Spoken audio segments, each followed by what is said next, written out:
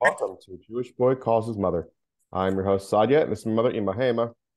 Hey, sweetness, do we really have to video this? I don't photograph well. You'll be fine. You'll be fine. You'll survive. Um, so I have a few questions and a few Well, topics. my problem is that once I pass on to the hereafter, I don't want someone taking one of my ugly photographs from this video and posting it on my obituary and saying, this is how she really looked. Well, it's the truth, so we're gonna have to work around that. Um, so Do me a favor, Photoshop it before you let anybody post it. we'll do. We'll do. So I'm curious to know, was there any books that were banned or forbidden in school when you were a child? Oh, you bet it was. Oh, they were crazy. The they were. How can I say it? The schools in my day were even teachers mentioned when we were in high school. We had some teachers that were just frustrated with the level of it's one thing to be tenacious, it's one thing to be overboard. Especially, I mean, you're dealing with high school students. I mean, high school students, they're a little older, they know they know what's happening. And this one teacher was telling us about um, a whole interesting article that would have been very interesting for the kids in high school to read. It was like some sort of story. It was by one a famous author, and the school officials would not publish it, would not permit the students to read it. Why? Because it had a line in there about the worms nestling in this guy's dead body, and they thought that the worms nestling would sound too sexy for the students. Wow. That's how bad it was. And I remember the reader that we had when I was in 10th grade, um, this literature book wanted to introduce us, of course, to famous American writers. One of the writers, of course, that was represented in the book was John Steinbeck. I mean, John Steinbeck wrote some amazing, works, East of Eden, to name a few. Um, the But we read the Pearl. The Pearl. I'm surprised they let us read the Pearl. What's the pearl The about? the Pearl is about this poor Indian couple. They're not the poor, South American Indian couple, and they're not married, but they're living together and they have a child, and for all intents and purposes, they're really husband and wife and baby. They're really a family, and it just showed in the novel. It was really sad how these poor South American Indians were being abused and taken advantage of by the wealthier, classes there. And what happens is the baby gets stung by a scorpion. They rush to the doctor, and the doctor refuses to see the baby, to treat the baby. And so the father dives into the water and he finds an oyster with a pearl. And it's an unbelievable pearl. And it shows once he found the pearl and word gets around that now he's going to be a rich man. He finds the pearl. It's like a whole series of events. Like I say, it's a very, very sad. It's a very sad story. I'm not going to go into all the details in case somebody. I'm not going to spoil it like I did for you with that movie. Yes. But it's it's just so it shows a whole series of events basically. Like I said, how these poor South American Indians at the time, were being so abused and taken care of by the wealthier classes there. Um, and so we were kind of surprised that with all the censorship that went on in the schools, that they actually allowed us to read the book The Pearl. But the story by John Steinbeck was a stupid story called My War with the Ospreys, about how he and his kids go to their summer home and these ospreys are just like invading his property, and how he tries to get rid of them and that they won't leave. And compared to other writings of John Steinbeck, it was like, it was stupid. But obviously, this was the story that they wanted because it was the most benign, you might say. Yeah. But I remember when I was in junior high, we all know the Beach Boys song. We sat out on the old sleuth, John B., my grandfather and me, along Nassau town we did roam. Well, they put that song in one of the music books, but they changed the words, which really irritated me. I don't know who else is irritated, but I felt very irritated by the fact that they changed the words. Instead of the words were the original words were drinking all night, got into a fight. Well, I feel so broke up, I want to go home. So they didn't want the kids singing drinking all night, got into a fight. They changed it to walking all night, seeing the sights. Oh wow. Yeah, It's I like mean, it sounds very similar to like what's happening nowadays with like it's like a lot of books are being censored or being changed or being shifted, and it's just like the whole point. I know with Mark Twain's novels that he made it provocative of the time. It still is very provocative now, and that he didn't want it to be changed because he wanted the integrity and the provocation to still stay fresh in people's mind. And I think a lot of these authors are, I think with R.L. Stine, his Goosebump books, I wasn't sure if this was just a rumor or whatnot, but apparently they were trying to rewrite his Goosebump books to fit more into today's standards, like against his will. So he didn't approve of it, but I think Scholastic started doing some stuff. I wasn't so sure if that was just a rumor or if that really happened. But when do you think like it stopped, I guess, and like why? I don't think it has stopped. No, I mean I think it's I just know in the going to like a 70s, different level. I know in the 70s and the 80s and the 90s, it was definitely a lot more grotesque, a lot more intense. If you look at a TV show from or a movie from the 70s, like and compared to the 60s, it's like honestly complete 180, you know. So I'm now we're going into this other McCarthy era of censorship, but for a long time it wasn't there. My question to you was in the 70s when things I guess started loosening up, you know, what do you think happened that changed it? Or was it just something that naturally happened and you can't really put a finger on it? Well, I was in the 70s. Let me see. I graduated college in 1973, Yeah. and I don't know. I tell you the truth, I don't remember. I don't remember things loosening up in the 70s so much. Well, because you became from in the Yeah, 73, you started becoming more but religious. And yeah, then like the 74. tightening Yeah. of like of censorship in the religious world is like beyond belief. I remember watching looking at some of my friends' books and they like scratched out non-kosher animals and removed like words that like to me felt benign and unnecessary. So I censorship agree. to In the fact, from I kind was is ridiculous, yeah. but it's that Well, I was trying to more think of the modern secular vision, but now that I'm realizing like you kind of missed the boat on that one because by the time in the 70s where everything started becoming more intensely, you know, uncensored, you went into a very censored environment. I'll tell you the truth. Also, I've spoken to some from women who felt the same way I did. Like, come on, you don't have to sacrifice. We don't have to go overboard in. We don't have to go overboard in. You know, censoring everything to make it so over the board cineastic. I mean, these kids, growing up. I mean, you've you've got to. It's like I was talking to this rabbi once who pretty much agreed with me. He felt that the From community was really going way beyond what was necessary in um, censoring things for the sake of Cineas, basically sacrificing literary interest for the sake of Cineas. And we were talking about how much to protect your kid from, how much not to. And he said, listen, it's not good to overprotect your kid because it's like getting a shot. It's like immunization. If you don't get a little bit of it and learn how to handle it at a young age, you're going to get to a point in your life when when you actually get out into the secular world and you're exposed to these things, you're going to be so overwhelmed that you're either going to be taken in by it or you're going to like not know how to handle the outside world. I and mean, just go there's like a show or something.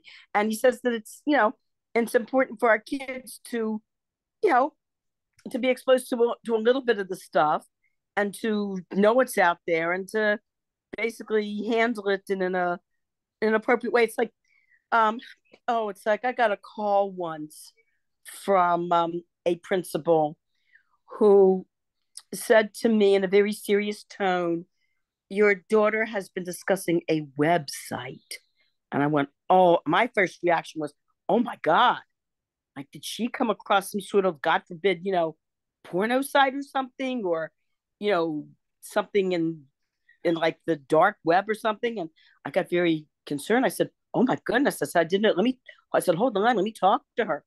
I mean, she was only like about maybe 8 or 9 years old. So I said, what is this website you've been discussing? Disney, Aladdin. oh wow. I said, Rabbi such and such. It was Disney. It was Aladdin. Come on. And he goes, well, there are some parents here who don't want their children knowing about such things.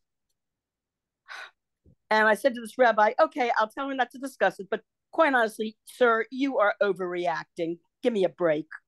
See, that's the frustration I have right now.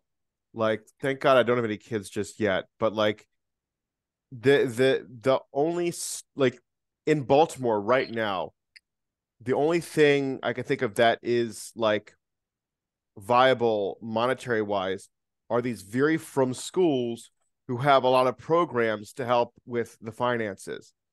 But these from schools are ridiculous, especially for girls. It's like they do the whole hair length check. They have all these crazy other rules, and I'm just not interested in dealing with that. But if I don't want to deal with that, I have the other options where I'm paying through the teeth for a more modern feel. So it's just like I'll cross that bridge when we get there, but I'm just very curious to see like how do parents nowadays handle that? That's like very stressful and frustrating where it's like I don't want my kids to be, dealing with that kind of issues because honestly, I have never seen a single girl or woman that has been through Beis Yaakov that actually enjoyed it or had a good time. Every single person I spoke to that went through Beis Yaakov hated it with a passion. Whether they're from or not, doesn't matter. They all hated it. Hated the experience, hated the people, hated the principal, hated the teachers. They were all I heard from numerous people was the teachers were out to get me and the principal was constantly looking me up and down if I was sneeze or not. Mm-hmm. And it was just like, and it's from random other strangers that don't know each other. They all say the same thing. So I'm like, what? Like, and what's frustrating is that if you try to make a stink of it or complain about it, they're not going to listen to you. They're not going to say, I think you're right.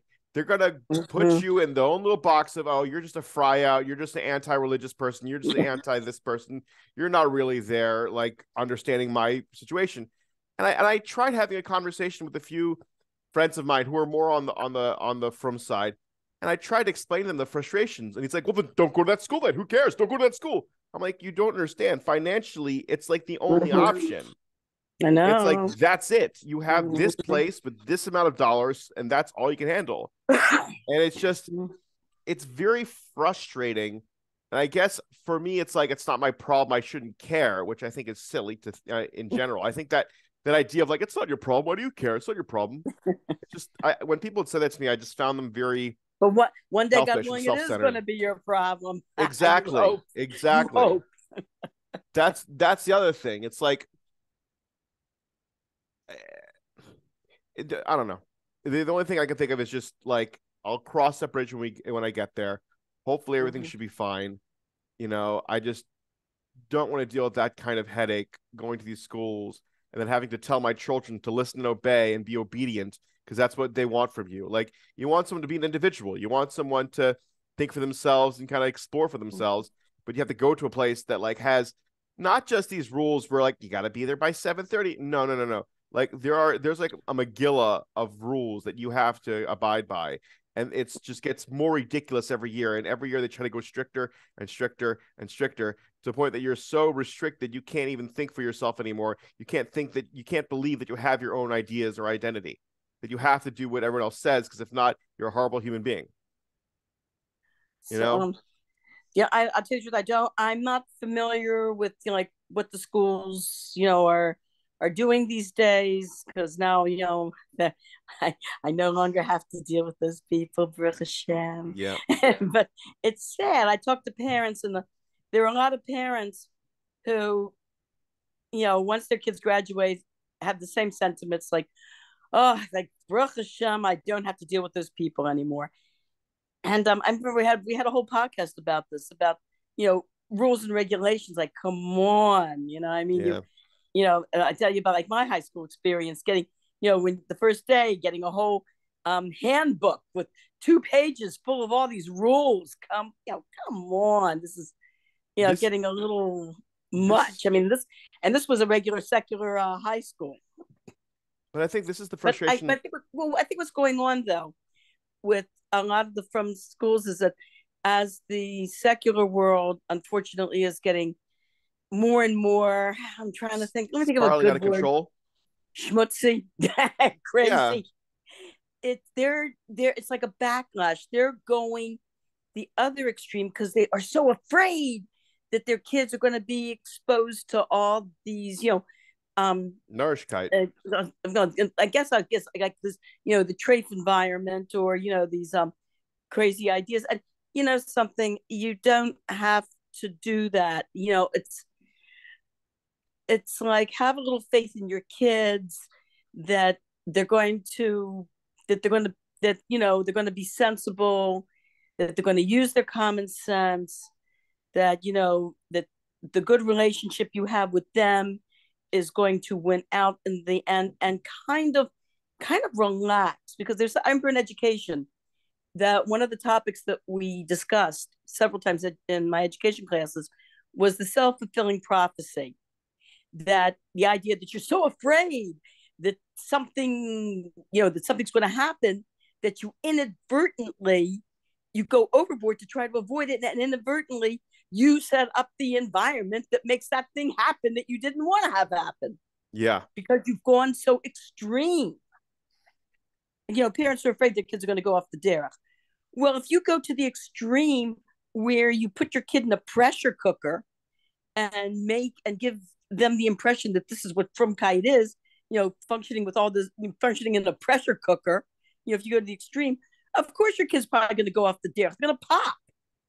What's worse is that, like, a lot of kids that are trying to do their best always wind up feeling very stupid, and feeling like they can't achieve these goals or reach these standards. And then when they don't reach these standards, or they don't understand things, they get very downtrodden and feel like, forget it, I'm done. That's it. I don't get this. I'm an idiot. Fine. I'm out. And what I understand is there's always something called the golden mean. Yeah. Mean, and math mean, of course, is the average, like being in the middle somewhere. And it's one extreme or another Yeah. is never good in anything, Yeah. except being rich. I don't think there's any, I wouldn't mind having much more than enough money. I guess when you were a teenager and maybe a young adult, what did you do when you felt that you were being that you were doing something stupid, or that you yourself were stupid? Oh, I always felt that way. I know you said, I know, understand that, but let's be beyond the stupid, dumb I have felt that way jokes. my entire life. I understand that, but let's try to dig a little deeper. I've accepted it. Well, in no. fact, I'm thinking about putting together a support group. Stupid Anonymous. Yes. Be proud of yourself. Don't hide your stupidity. Wear it as a badge. So let me reframe this. Let me reframe this now. I'm trying to get to a point, and I think you're missing it. You're talking about stupid. I missed the point. Yes. No, it's not that. I think there's a level of reality that you don't want to confront, and that's fine. I'm just trying to reframe this then. Put in a situation where you have to understand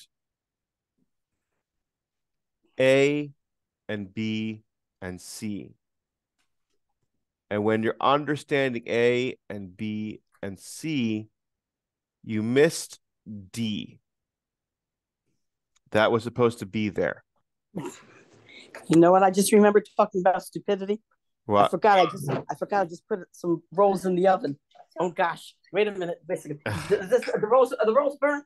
Oh no! Oh no! I forgot all about them. What the hell? No, no, no, no! Tell me. The rolls? Oh, Baruch Hashem. No, they're not burnt. Okay, let me. Where's the off button? I cancel. Okay. There we go. Thank you so much. Is that what you were coming to tell me?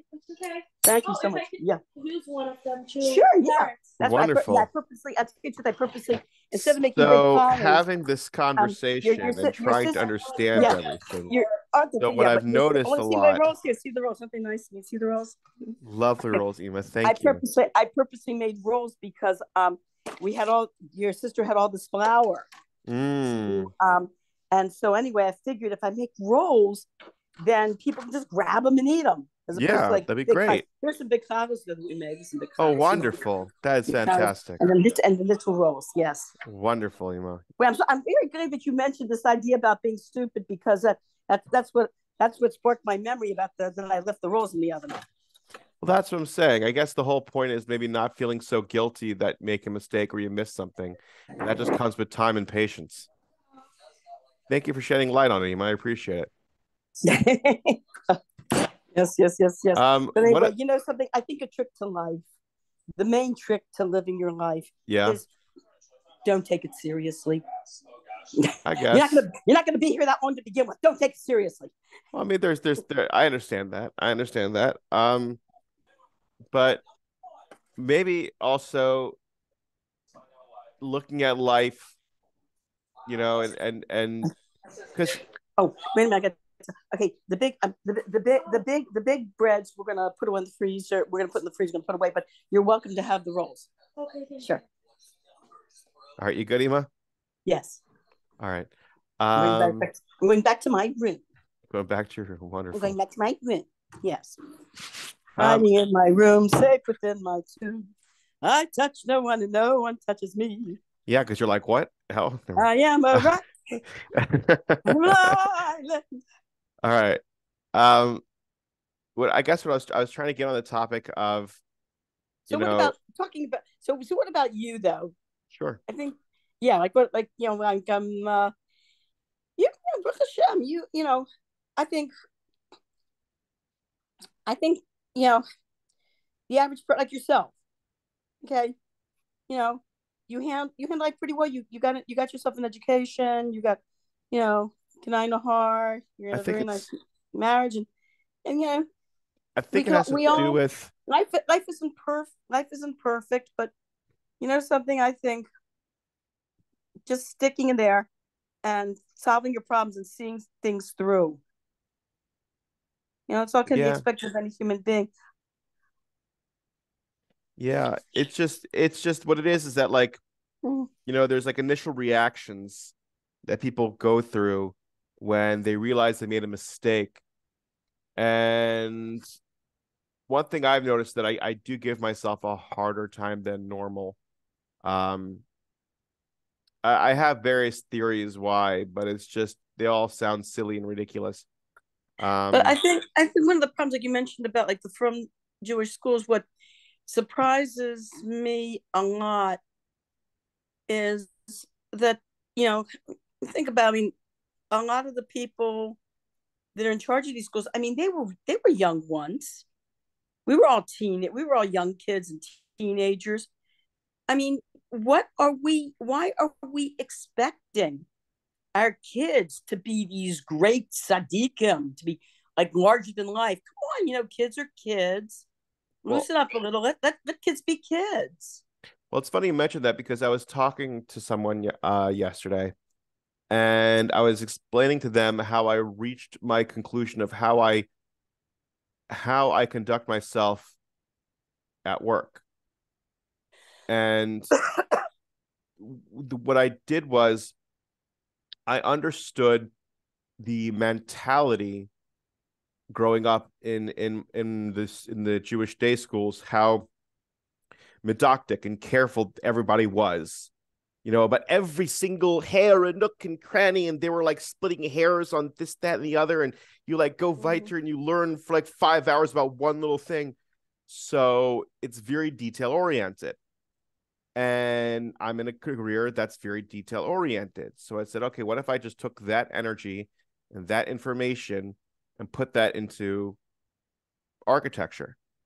Mm. Mm-hmm. And what I've discovered is you have to understand the whole big picture, and you also have to understand this certain level of reality that I feel like some people miss, where it's like Mm-hmm. every detail is important because a contractor might misunderstand something, or one person might not understand something. So you have to be detail oriented in that way, but you don't have to be so nervous or be so, I don't say careful, but neurotic, I guess, Yeah. about so many of the details, because you have to trust the process. And I think that's something that I realized that the From world doesn't do. It doesn't trust the process. It doesn't. Mm-hmm. Every 2 seconds, someone's yelling at somebody like, "Oh, a bombing happened in Israel." Well, it's because women don't cover their hair in California. It's just like they missed they totally missed the point, and they totally misunderstand what's going on. And what's worse is when they make mistakes like that, they lose credibility. And when they Yes. constantly do those things, they have zero credibility, to the point that Mm-hmm. like a lot of people don't trust the From world when they say something or do something, because it's like, well, now you're just being an overreactive person. I can't trust your judgment, Mm-hmm. But then again, I that's, think I think you brought up a very good point. I think I think you brought up a very, very good point. well, I mean that's why, at least in Chabad, it tries not to do that. Mm-hmm. Like the Rebbe was very medactic on having his Hasidim not have non-kosher animals and in the house, and non-kosher stuffed animals, and kids are very impressionable. You got to be careful with this, that, and the other. But that's for his Hasidim. But when it comes to just standard Shabbos kashrus, Taras Mishpacha, it's a different story. And I think that's where like there's this balance, and there's not a neurotic need to be worried about everything so much, because it's just like,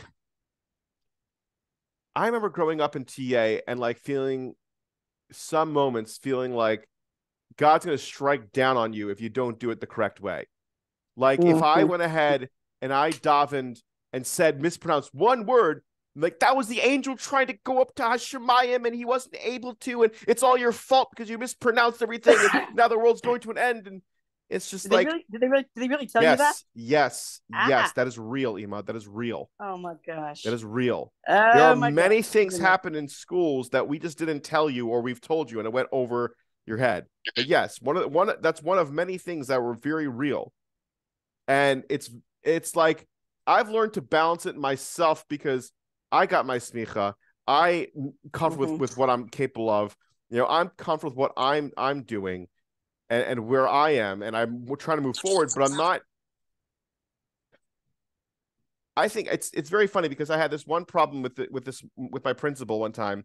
My principal gave this whole half an hour speech about the horrible, horrible, horrible idea of chilling. He hated Of the who? idea of chilling, Chilling, like relaxing, like trying to take a chill. relaxing. Yeah, he was very much against it. He had a whole half an hour speech, like, how could you? You don't understand how terrible it is. Chilling. Oh, it's the worst thing in the world. Like this whole long half an hour schmooze about how horrible it is to take a break and relax. And this was a yeshiva that had 7:30 in the morning to 8:15 at night studying all freaking day, and it wasn't enough. Mm-hmm. Like, and Mm-hmm. they tried to extend Sunday school too, and I just wasn't a fan of it. And I fought tooth and nail, and I was able to stay till 12 instead of 1 o'clock that they wanted to. And it's like, I don't know. It's not my problem right now. I don't know what's going to happen in the future. Um, With your own but kids. yeah, Yeah. but it's just going to be such a freaking train wreck. It's just, you can't fight City Hall. That's the worst thing. You really Yeah. can't. I don't know Yeah. how. I felt that way also in a certain respect when I would try to talk to the administrators Yeah, about policies that I felt were really, I, you know, what totally, basically way overboard for, for children and for young people. And like you said, like hitting your head against the brick wall, this one rabbi always said to me, well, that's the way it is, and that's the way we do things. Just that's all I got. That's the way it is. That's the way it is. Yeah. It's like Thing. you have no control. You can't say anything. You have to ride it out till 12th grade, and then you're done, and you never have to look back until you have kids, and you gotta look back, and now you gotta look to deal with it, later on. Yeah, But well, who knows? Maybe the people, when once your kids start school, maybe the people you'll be dealing with are people that you went to school with, and now you. But well, remember the golden rule. whoever has the gold big throw, Ema, let's be Right. realistic here. I don't make that kind of golden rule money. Oh, All right. that's true. I don't think Unfortunately, you comprehend the frustration. I I don't. I I comprehend the don't. frustration. I survived it. For how many years did Yeah. I have to survive it? 20 years. No, I get it. 20. It was more Mhm. than 20, Ema. More than 20 years. It Yeah, was but like almost 40. you should see the look on that principal's face when your youngest sister graduated. Yeah. He had a big smile on his face, as though he was thinking, Baruch Hashem, I don't have to deal with those people anymore. And we felt the same way about him. It's just ridiculous. It's just such a train wreck. But keep look. It's not my problem now. That's the truth. I'm just talking about it because it's an interesting topic. What But about it's friends of yours though? What about you? I know you. What about friends of yours though? That all have my kids friends that aren't religious, or they're like Mhm. modern Orthodox that have to, like, again, like I said, pay out the ass to like Mhm. these modern Orthodox schools. They don't send their kids to Mhm. TA. They don't send their kids to base soccer. They don't send anything like that. No, no, no, no, no. Mhm. They don't. They do not waste their time. Because they had such a terrible experience, you know. It's sad. And that's the reality. And the frustrating thing I had was I had a target on my back in school because I was very loud. I should have learned to keep quiet and put my head down, but that's just not who I was. But one of my friends who didn't keep, Shabbos or cautious and did drugs, but wore white shirts and black pants, no one touched him, no one bothered him. Mm. And it's like it's such a dumb judgmental environment that like people very easily can get fed up and walk away. And it's sad because they really shouldn't. And I don't know if it's changed. I have zero clue. I have zero clue. I haven't Means given. that I like to be an optimist because the fact that you and I put this podcast on and we are discussing this, and I'm sure eventually enough people will hear what we're saying to go to these, to the directors of these, from schools and say, listen, you guys have got to learn to, you know, chill out a little bit and not put so much pressure on these kids. Yeah. I mean, I don't know. Maybe they did switch things up. I like I said, I graduated in 06, so I don't know, Mm-hmm. when, whatnot. But it's just, it is what it is. It's a frustrating thing to say, but it's just like, there's only so much frustration, you can deal with. And for me, it's like, it still boils my blood because of what I went through beforehand. And I could just hear somebody in my head, just this dumb fucking tard, telling me like, "Oh, it's no big deal. What does it matter? It's over. Who cares?" Like, oh, like, shut up, because this affects everybody. There's this whole ecosystem in the Jewish world that like everything is connected, and if that's a freaking problem, then there's other problems out there too. And we have to solve the problems that are in my own backyard, which is what I have to deal with, and Vizehu. I agree with you totally. But whatever, it is what it is. I don't know. I don't see how much of an effect this podcast has. This is more of like a fun little hobby than anything else. But the fact that we're discussing this, yeah, you know what I mean? We're not sweeping it under the rug. We are discussing the situation. And I'm sure there are other, people in the frum community who agree with us. And something? There's also I know a group of parents who got together, who also were a little frustrated, and these these mothers made their own. They homeschooled, but what they did was they applied officially for homeschooling, but they actually got together and they made their own little school in the basement of one of their friends' houses. I saw it. It was beautiful. They had desks, they had boards, they had, books and everything. And they did it. They made their own. They were able to. These were intelligent women who had degrees and training, and they made their own school. Yeah, and I know And you've those got we live in places, a country where you can do that. but it's also you're forgetting there's the thing of networking, Ema. Networking. Do you have any idea what situations I was able to get a hold of or get into because I went to a school with various people that had various connections? Going to these small home schools isn't very advantageous for these kids. It's not. The best thing is to go to these large schools that have a proper criteria. The problem is these schools that are large have this criteria that, as I'm aware of, they might have changed it, have policies that are just absolutely ridiculous and they don't care. And my question also, and we're running out of time here, but like, how did Todd handle these situations and like handle all this stuff? Did he really like yell and scream at these people or like threaten them or like You he know knew? how Tati handled these I don't, situations. Ema. I literally What? don't. That's why I'm You weren't asking. in the house when he got on the phone and screamed at Ema, I somebody? was in school for 13 hours a day. How could I know what was going on? Your father, one time, I was downstairs with your sisters, and your father let loose on one of the principals of one of the schools, and he was screaming. I mean, you could the roof could have blown off the house with how loud your father was yelling at this principal. Then there was one time that teacher. There was this teacher. She was a really bad teacher, and your father got on the phone with her, and boy, did he lay it into her. And then a few minutes after she hung up, the principal called your father and said that this poor woman, because of the way you screamed at her, she's crying and she doesn't want to come to school tomorrow. And your father said, good. How I don't So know. she shouldn't be there teaching anyway. He got away with it somehow. He got away with it somehow. I don't see myself doing that. I don't see myself being in that situation and raising my voice and then like it just going to shit. I don't know. I could just imagine. I don't know.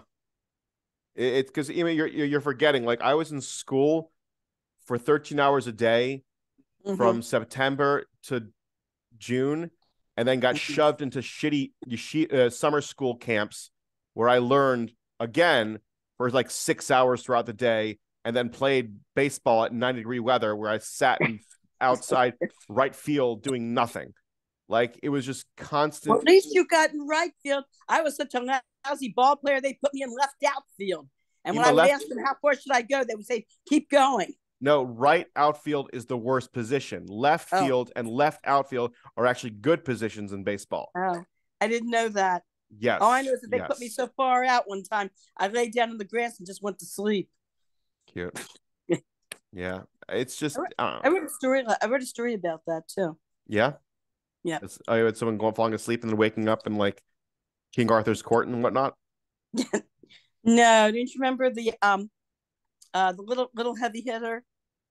Never heard that story. I never read it. I told it to your kids, but I never write it down. About was he was such a that when he was a little baby, someone gave him this cute little baseball outfit, and his parents put it on him. He looked so cute with this cute little baseball cap, and they used to call him, the little heavy hitter. And then he was 3 years old. Someone gave him a whole little plastic set with a little ball and a bat, and he kept throwing the ball up and trying to hit it. He couldn't hit it, but his parents would come up and say, "Oh, it was Ema, so you have less cute." than 30 seconds left. Oh, okay. Well, anyway, the end of the story turns out where he falls asleep during a baseball game because he's so bad. He's out in the field. He gets up, he's walking home, and he's passing by a soccer field, and the ball goes off of the soccer field onto the street, and he kicks the soccer ball so hard it goes right into the goal. So the coach goes over to him and says, "Hey, kid, want to be part of our soccer team?" So the end of Little Heavy Hitter is, well, evidently, Little Heavy Hitter doesn't play baseball anymore, although he does enjoy watching the